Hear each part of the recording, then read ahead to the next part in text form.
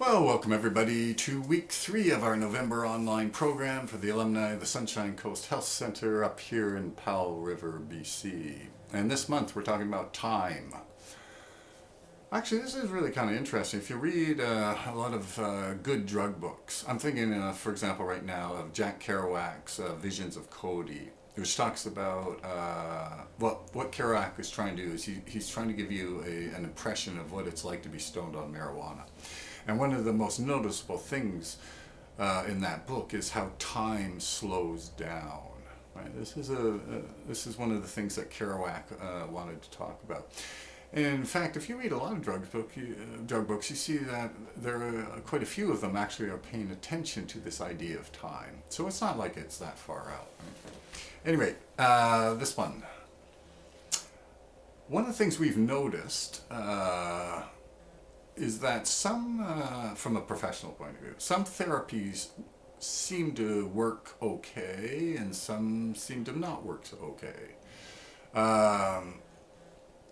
The research that we've done on them, and a very famous guy by the name of William Miller down at, he runs the substance research program down at the University of New Mexico, and one of the gurus in the field. Every 5 years or so he compiles a list of 50 official therapies for addiction, then he ranks them on how good they are based on the research. Anyway, one of the more interesting things about those therapies, if you look at them from a time perspective, is that you notice quickly that all the therapies that focus on the past really don't work that well in helping people recover. It's really kind of interesting. And the therapies that work on the present and the future have much better success rates. Right? That's kind of interesting, right? Because we mentioned before that addicts really don't pay a lot of attention to the past. And so it doesn't do much for them, right? But these therapies that pay attention to the present and the future seem to do a lot better, which is actually kind of interesting, right? Now, I don't know if you remember your time here at Sunshine Coast, but one of the things that we wanted you to do was look at the past, but we didn't want to dwell on it at all. But we wanted to look at the past as sort of a stepping stone to your future. So, for example, look at hitting bottom. Now, a lot of the clients here struggled with actually looking at hitting bottom because it brings up a lot of shame and guilt and sadness and everything else. And that's